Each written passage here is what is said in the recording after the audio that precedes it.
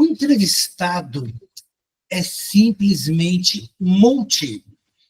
Não é só porque o canal é multileitura, não. É porque ele é multi em tudo o que faz. E você que está aí nos ouvindo no podcast, está aí nos assistindo no canal do YouTube, vai entender já já o que eu estou querendo dizer com multi. Porque imagine que você também pode ser multileitor. E com certeza, alguns dos livros dele vão ser perfeitos para você. Porque a gente tem livros sobre chá. Eu não estou falando de chá só de tomar, estou falando de todo um romance contextualizado com chá. Você não toma chá, não tem problema, tem o livro Café. Ah, assim como eu, você pode tomar um café, inclusive vai saber sobre a café almante. Ah, tá achando que é brincadeira? Não, tem mais. Sim, muito mais. A gente pode passar, por exemplo, pelo último livro dele, Os 13 Eus.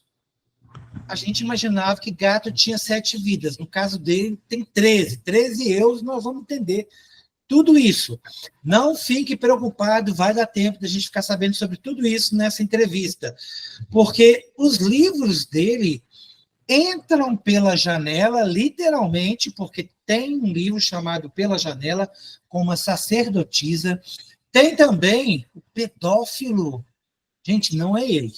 Quer dizer, eu acho que não é. Mas nós vamos perguntar para ele. Pedófilo, aí entram umas histórias que tem a ver com o que ele trabalha. Tem também, vocês vão gostar muito de saber disso, nessa linha dos romances hot, sim, ele fez livros, uma série sobre livros chamados Possibilidades Eróticas. Você quer saber quais são? Por isso a gente vai conversar com esse escritor, massa mesmo, porque ele é da Bahia, ele é multiartista, multiartista, sim, ele é professor, formado em letras, ele é terapeuta holístico, terapeuta de vidas passadas. Eu temo até, ou acho bom até, que ele seja terapeuta de outras coisas, nós vamos descobrir também. E ele também é multissexual, que eu perguntei para ele, porque já me deu um nó na cabeça, tanta multi. E aí nós vamos começar esse papo incrível. Você tem que acompanhar até o final, porque você não vai acreditar em tudo que você vai aprender e as possibilidades de livros e leituras que você vai ter, que vão fazer a diferença na sua vida. O seu hábito de leitura vai mudar.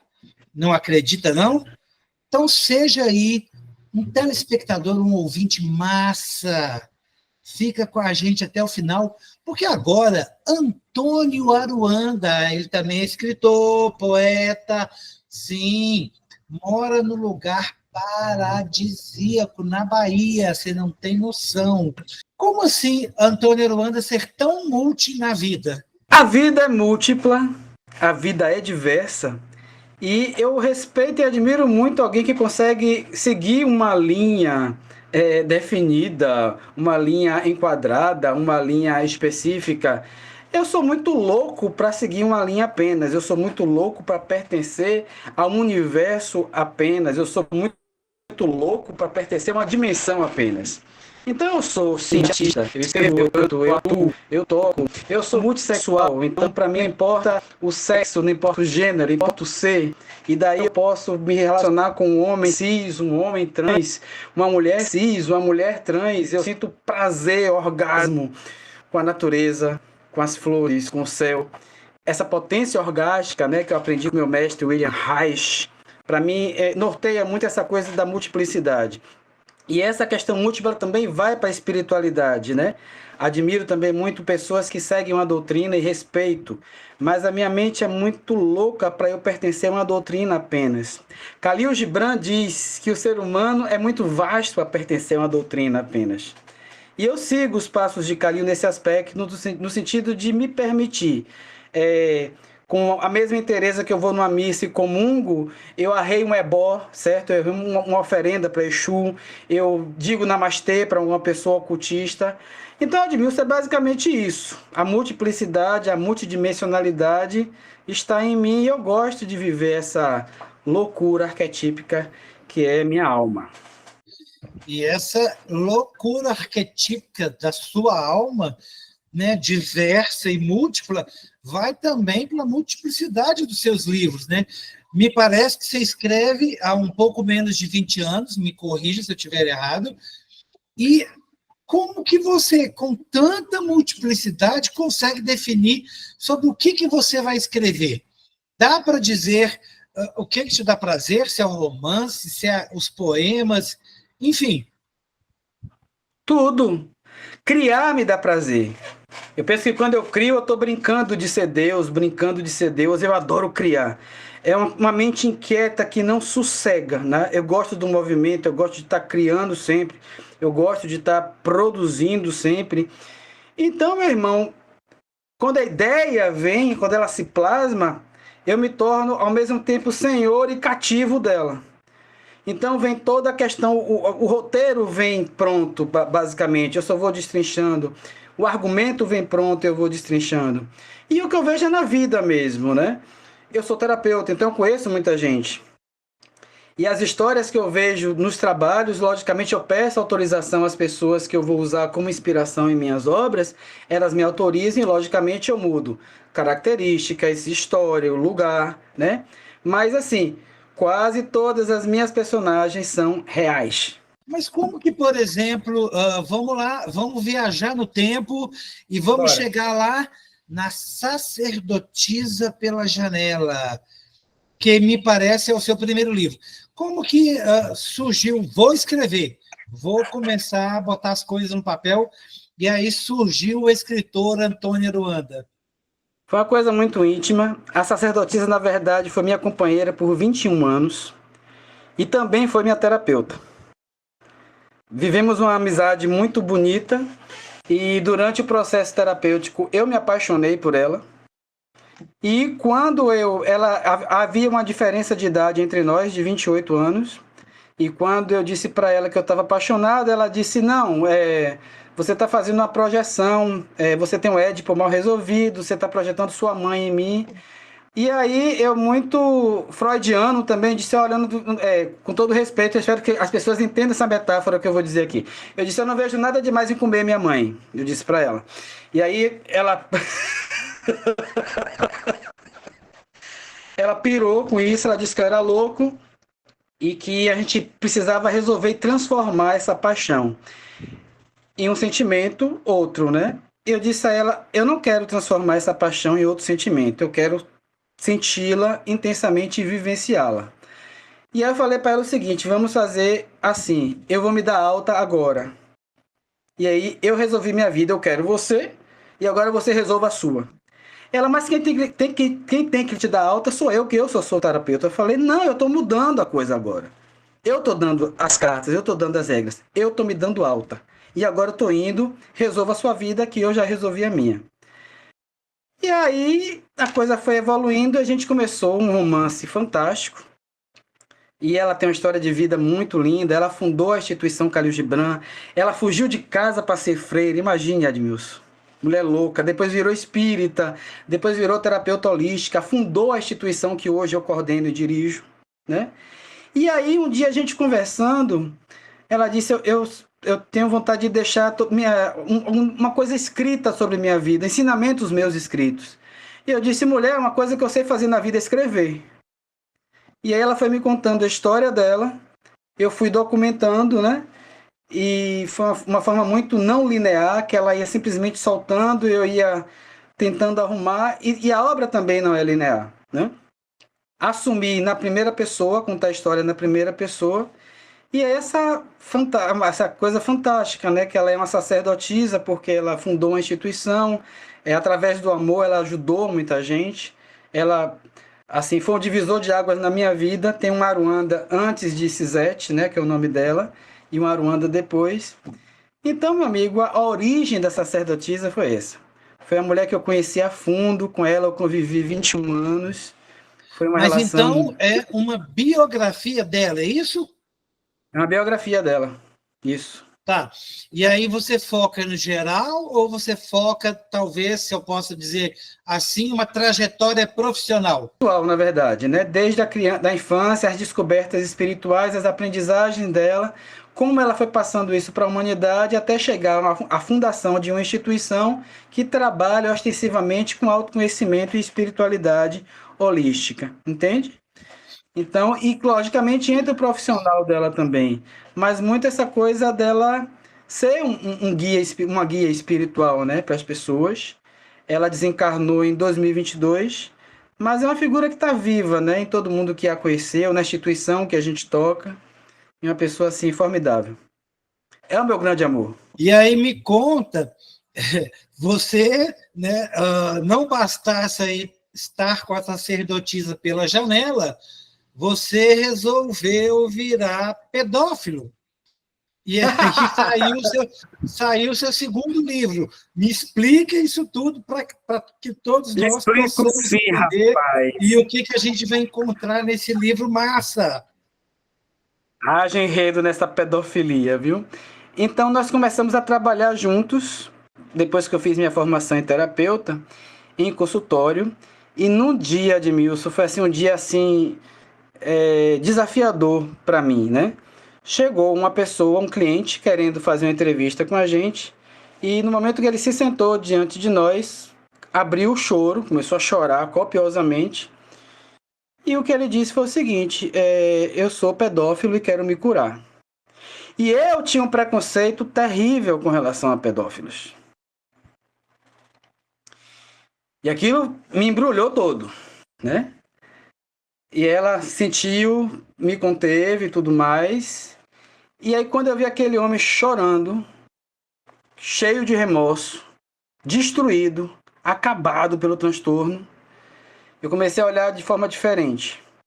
E aí comecei a pesquisar e estudar o transtorno da pedofilia, né? A doença, essa loucura. Diante do drama daquele homem e da forma que ele se apresentava, assim, completamente cheio de remorso dos abusos que ele tinha feito com crianças, eu comecei a mudar meu olhar para isso e comecei a estudar mais, pesquisar mais, entrar mais na história e ver que por trás de todo comportamento sombrio, né, destruidor, de um abusador, tinha também uma vítima.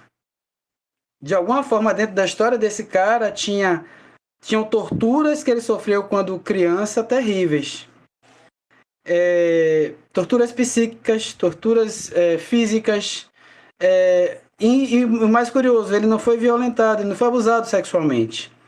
Mas eu vi que por trás de todo pedófilo, no caso de todo transtornado, de toda pessoa que carrega uma coisa tão louca como essa, tem um histórico de abuso, tem um histórico de violência, tem um histórico de maus tratos.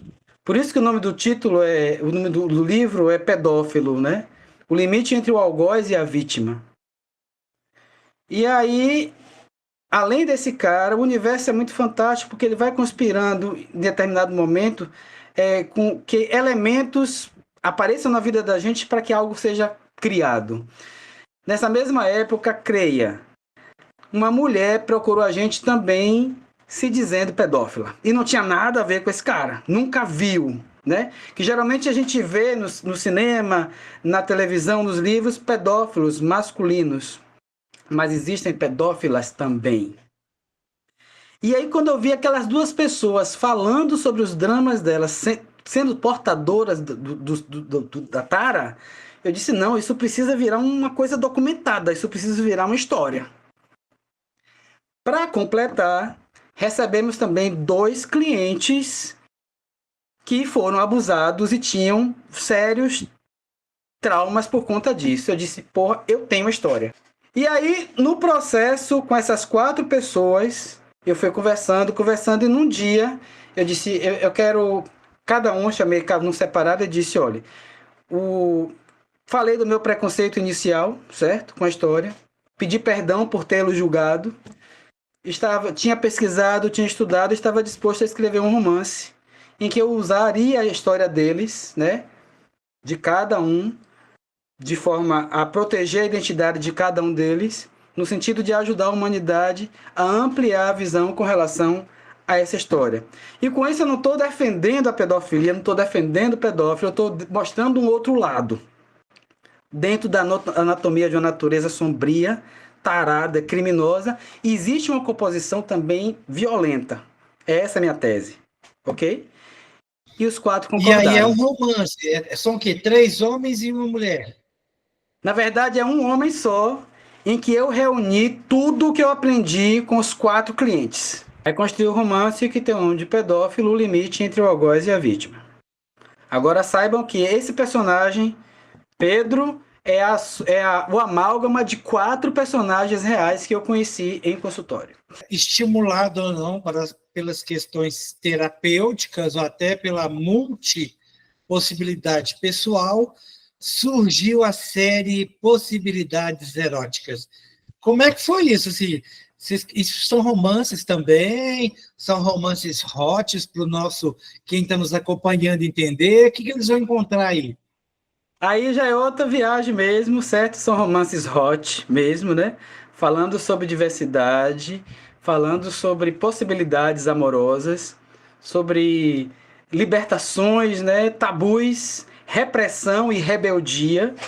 E eu transito muito nessa questão da diversidade, né? O primeiro livro das possibilidades eróticas é o Transex, né? Que fala sobre a mudança, a redesignação de gênero, de um menino que começa... o nome dele era Rodrigo e ele era casado 20 anos com um parceiro. Em determinado momento, depois da vida dele, ele disse, eu sou mulher. E eu quero fazer redesignação de gênero. Então isso é um babado forte, né? Uma crise total. Então, Transex fala disso, né? Dessa mudança de gênero, da redesignação, da questão legal, né? De como a lei vê a história do trans, a realidade do trans, como a sociedade vê, e nessa questão também da gente buscar espaços, né, para o trans, né, o trans homem, o trans mulher e todos, na verdade. Então, Transex fala sobre isso.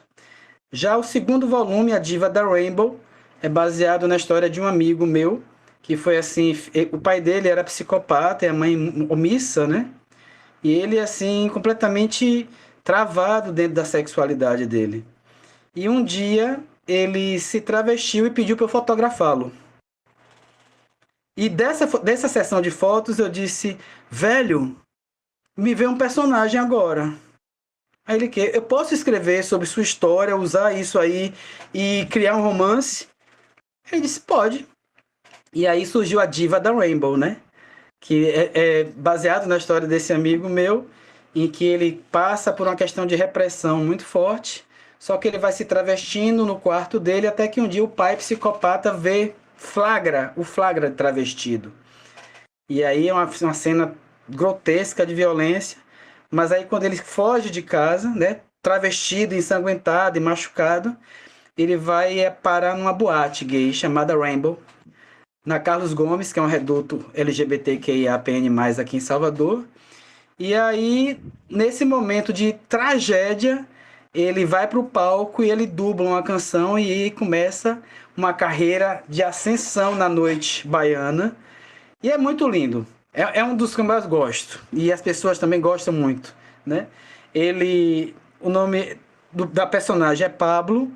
E quando ele está montada, né, ele está travestida, ele se torna Consuelo Paraguaçu.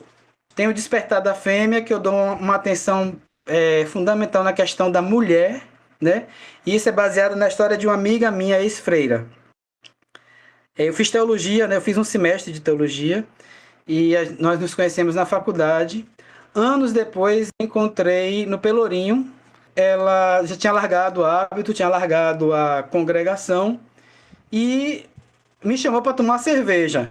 Eu achei fantástico, né? Que eu a conheci freira. E fomos tomar uma cerveja e ela disse justamente que ela tinha se desligado da congregação porque ela se apaixonou por outra freira lá no convento. Elas tiveram uma história de amor fantástica, avassaladora, e foram expulsas da congregação porque foram descobertas. E a partir daí veio a ideia de escrever O Despertar da Fêmea, em que eu coloco vários arquétipos femininos, né, várias possibilidades de mulheres vivendo essa coisa da catarse, né, do libertar-se, do abrir as asas, de estourar correntes, algemas. E só para dar assim um gostinho de quero mais em vocês, tem uma marcha fantástica em que todas elas saem nuas pelas ruas da Avenida 7, uma avenida central aqui de Salvador, em sinal de protesto. Eu acho isso uma das cenas mais lindas que eu já criei na vida. Isso é verdade, não? É invencionismo ou isso acontece em Salvador?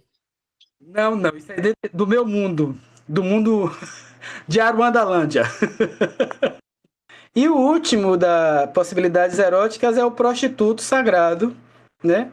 Que já é assim uma pegada de um personagem que está transitando através da sexualidade, ele descobre a espiritualidade. E esse prostituto sagrado é um pouco autobiográfico. Peraí, eu acho que eu me perdi. Esse é o último do quarto das possibilidades eróticas, só para a gente entender. Então, meio que está por aí, a gente vai encontrar ali o Antônio Aruanda. Prostituto, como é que é isso? O prostituto sagrado, na verdade, é assim, existe um livro chamado A Prostituta Sagrada, né? Que não tem muito a ver com a questão da prostituição em si, mas eram sacerdotisas que viam no sexo a possibilidade da expansão da alma, da expansão do espírito, ok? E através do sexo, do orgasmo, elas conseguiam essa ascensão, esse êxtase total. Eram chamadas de prostitutas porque eram mulheres livres, que não se confinavam nos padrões sociais de família, de estado e tudo mais. Então, por isso, eram banidas e taxadas de prostitutas. Quando eu li isso, eu achei muito interessante, né? E disse, por que não um prostituto sagrado, né? Eu que já me permiti experimentar várias paixões, várias histórias, né? Tive minha passagem também pelo mundo das drogas, me permiti conhecer várias religiões. Eu disse, eu vou criar um personagem a partir de mim. E aí criei Aruan. Logicamente que Aruan vai muito mais longe do que eu fui nessa vida. Ou Aruan vai até onde, de repente, você queria ter ido e não foi ainda. Bom, adorei isso. Acho que sim, faz mais sentido. Ele é uma espécie de avatar em que você deu corda. Peraí, né? Deixa eu testar meus limites. Fantástico, Admilson, adorei. Ele é um avatar meu, sim. Eu gostei muito disso, viu? Então, assim, foi muito interessante que uma leitora que viu o Prostituto Sagrado um dia quis fazer uma entrevista comigo e perguntou assim, se me conte sua experiência com crack, com a cocaína. Eu disse, não, eu só fumei maconha, eu não sei nada das outras coisas, eu só pesquisei. Eu não sei nada de cocaína, eu não sei nada de nada. Eu só fumei maconha, menina, pelo amor de Deus. Então é isso, e Aruan foi mais longe, né? Como que desse universo tão multi, né, surgiu a poesia na vida do Antônio? Como é que você se permitiu chegar aos versos? Na verdade, meu irmão, os versos antecedem a prosa. Aos 15 anos, acho que foi 15 anos, eu ganhei no concurso de poesia lá da paróquia de Nazaré, onde eu nasci e me criei. Fiz uma poesia lá e fui primeiro lugar e foi minha primeira medalha da vida, né? Enquanto meus primos ganhavam medalha por futebol, por natação, por judô, eu sempre fui muito lerdinho, sabe, doente. Então eu tinha que canalizar essa energia através de alguma coisa e foi literatura mesmo. Então toda a minha atividade, toda a minha pulsão de vida foi com literatura. E aí foi nisso que eu me descobri e vi minha excelência, né? Humilde, né? E aí, pronto, comecei a escrever versos, engavetar, escrever, engavetar. Aí teve uma coletânea da Shogun Arte Editora. Eu mandei um poema em que eu criticava a sociedade. E minha mãe se viu assim muito atacada por mim na história, embora eu não quisesse. Quer dizer, inconscientemente eu não sei ainda como é que estava, mas ela se sentiu atacada, ela me esculhambou, ela disse que eu era um poeta de merda e que não ia para lugar nenhum. Havia coisas que eu via na relação dos dois que eu não discordava. Que eu discordava, na verdade. Ok. E achava um pouco de hipocrisia nessa história. E aí eu coloquei no poema. Agora sem dizer que era ele, só que ela, muito inteligente, viu, né? E aí ela me esculhambou e me botou abaixo do chão e eu disse, tá bom, isso é você que vê, mas eu vou fazer diferente. E aí comecei a escrever mesmo por uma questão de resistência, né? Porque é uma mulher que eu amo muito, amava muito, amo, mas ela, naquele momento ela foi minha figura de recalque, né? E aquela coisa assim, onde tem repressão, a criatividade se dilata, né? E eu tenho esse lema, quanto maior a repressão em cima de mim, maior a minha rebeldia. E daí meus versos foram saindo como provocação, como rebeldia, como escape, como reação mesmo, né? Só que engavetados. Então, eu publiquei um poema nessa coletânea que eu te falei, depois comecei só a fazer prosa, publicar prosa, e na pandemia toda a minha carga poética veio à tona. E aí foi uma explosão de coletâneas, de antologias nacionais, internacionais, menino, foi uma loucura. Aí virou multiversos. Sim, aí virou multiversos, porque eu também sou folclorista, né? E eu adoro fazer rituais nativos, valorizando a cultura indígena dos povos nativos. Todo último sábado do mês, na instituição Calil Gibran, o lugar onde eu dirijo, a gente faz a noite tribal. O que consiste a noite tribal? Acende-se uma fogueira, toca-se tambor, a gente faz um ritual assim bem bacana de catarse, né? De liberar tudo que não quer mais na vida, jogando pro fogo.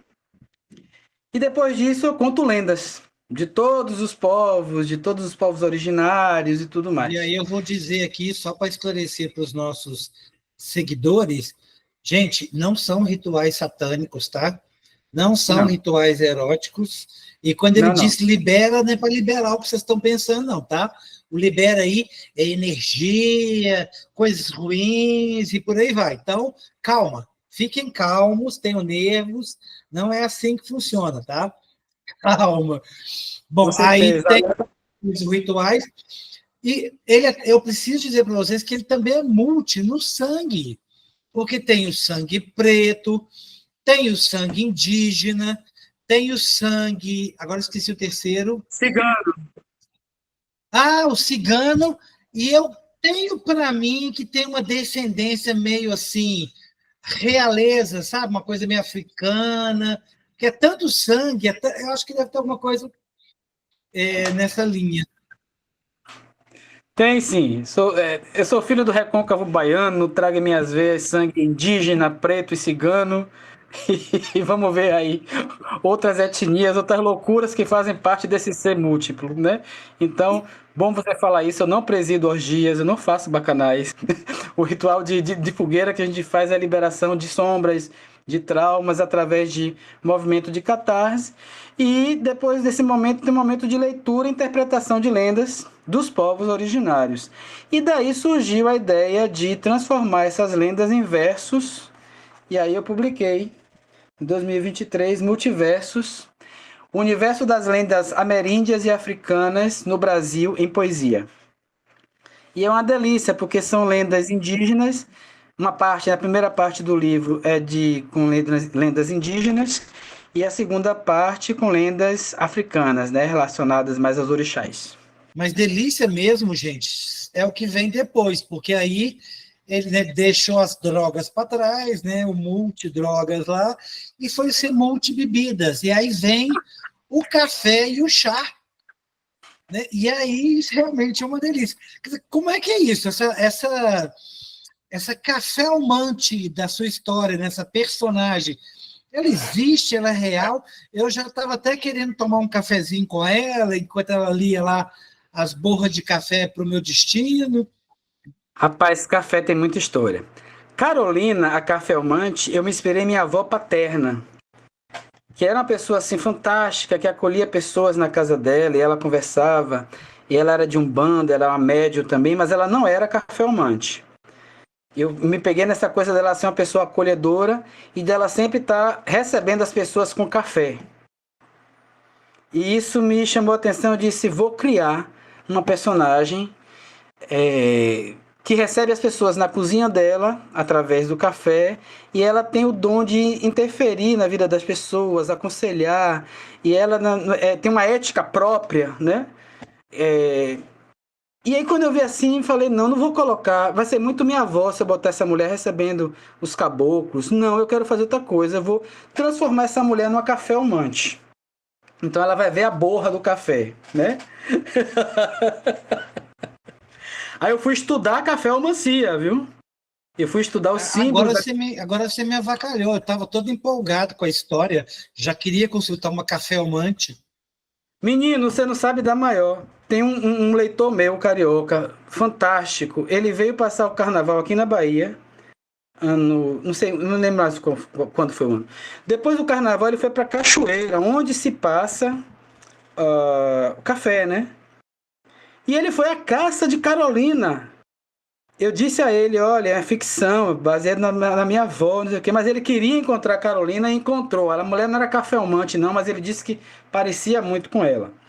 Aí olha só, Admilson, ele veio para mim dizendo: olha, Aruanda, eu tô tomando agora café coado e eu parei de tomar café com açúcar. Velho, que bom, eu não tenho maturidade psicológica para isso ainda, mas um dia eu vou fazer. Aí ele: como? A sua personagem não toma café sem açúcar e você toma com açúcar, me reprimindo mesmo, sabe? Eu disse: fulano, a personagem é a personagem, o autor é o autor. Então, por favor, vamos separar esses dois. Quando o pupilo supera o mestre, né? Você ficou criando pequenos monstros, eles cresceram, aí viraram Godzilla. Pois Agora é, você aguenta, entendeu? Você aguenta porque o negócio é esse. a conta chegou, né? E aí eu tive que estudar café-umancia, né? Que é um costume, uma tradição árabe que remonta aos séculos, né? Existem café-umantes lá pela região, existem café-umantes também pelo mundo, né? A coisa se dissipou e trouxe a café-umancia justamente para a Cachoeira, Recôncavo Baiano, que é um lugar que eu amo, e é em Cachoeira que se desenrola toda a história, na cozinha de Dona Carolina, onde as pessoas frequentam, tomam café, recebem toques para o destino delas através da borra do café. E isso é um romance maravilhoso. E o café é o personagem principal, né? Que eu amo café também, Admilson. Eu amo. Sou apaixonado por café. A sua avó é o personagem principal. Ela chegou a É. ler o livro? É Não, ela já tinha quase desencarnado. uma biografia ficcionada, né? É. Você está sendo Você está me saindo uma Mary Del Priori. Você conhece a historiadora que ganha um monte de prêmio romanceando a história. E você está fazendo isso também, só que com as histórias das quais você faz parte. Fantástico isso, muito bom. Como que você saiu do café e foi pro chá? Aí me veio essa história que eu também amo chá, né? E eu te falei, eu sempre fui um menino que tinha muita... a saúde minha era... Meu sistema imunológico era fraco, né? Então eu tive gripes, todas as doenças do mundo eu tive quando criança. E minha avó, minhas duas avós, na verdade, minha mãe, Recôncavo Baiano, a gente se trata muito com folhas, com raízes, né? A gente procura médicos, sim, mas antes de qualquer coisa tem uma reza com folha, tem um chazinho no quintal que vai tratar, tem um guento, tem uma inalação com eucalipto, tem cataplasma. Então tudo isso da medicina tradicional, da medicina caseira. E eu fui criado com chá, né? Todas as minhas enfermidades, antes de a gente procurar um médico, tinha um chá específico. E aí, quando eu criei café, eu disse: rapaz, eu posso criar uma história com chá, né? E aí eu comecei a viajar não só na questão fitoterápica das ervas, né? Mas também na questão gastronômica, né? Que tem o sommelier do chá, né? Os chás da Inglaterra e tudo mais, os costumes que surgiram na Europa. A questão litúrgica também, que a gente aprende no candomblé e na Umbanda, e também a questão xamânica, né? A questão nativa, que é a ayahuasca, né? Que é o Santo Daime, que é um chá, né? Um enteógeno que faz com que você se conecte com o seu inconsciente e tenha respostas que você na consciência não consegue ter. Então, eu quis escrever sobre o chá, sobre esses 4 pontos de vista: fitoterápico, gastronômico, litúrgico e enteógeno. Claro, multi. Não seria diferente. Para variar. E o que está vindo aí? O que está no forno? O que está no forno? Bullying. Um livro falando sobre bullying. Bullying adulto, bullying que vai envolver um público adolescente, teen. Mais voltado para o público teen, né? Que é a minha primeira aventura, minha primeira ousadia dentro do público teen vai ser essa aí. E se eu te contar que você estava falando, e a minha cabeça aqui fervilhando, e vou falar para a Aruanda que está faltando ele fazer algo para o público jovem. Com Aí certeza. você já me fala que no seu... Olha... Tá vendo a sintonia da gente? Tá vendo? Tá uma coisa meio cósmica, né? Muito transcendental, múltipla. Pois é, exatamente. Então, aí vamos aqui, pergunta de curioso. Quem é essa pessoa aí? Ah, minha sobrinha Marina!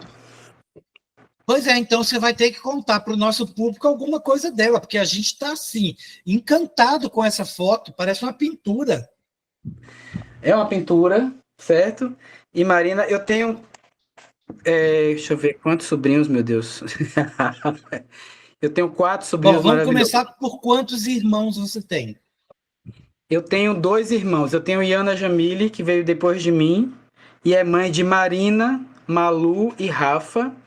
E tem o Luiz Daniel, que é o nosso caçula, que é o caçula da família. Também já partiu para o andar de cima.